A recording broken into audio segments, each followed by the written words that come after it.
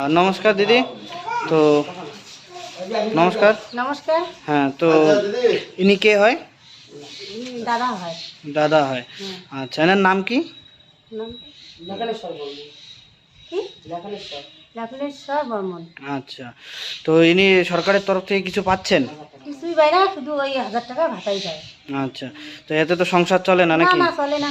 আর কাজবাজ সেরকম করতে পারে কি? কাজ করতেই পারে না। তো সরকারের কাছে কি কি চাইতে চান? সরকারের কাছে ওর ঘর নাই, বিশেষ করে একটা ঘরের প্রয়োজন। আচ্ছা। তার মধ্যে ও মানে অসুখ শরীরে কাজ করে খাইতে পারে না, 4 জন ফ্যামিলিতে খায়। আচ্ছা, তো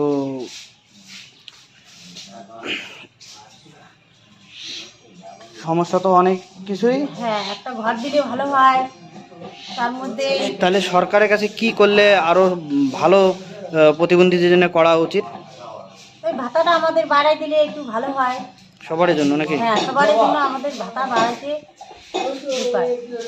1000 টাকায় কি আমাদের সংসার চলে? চলে না।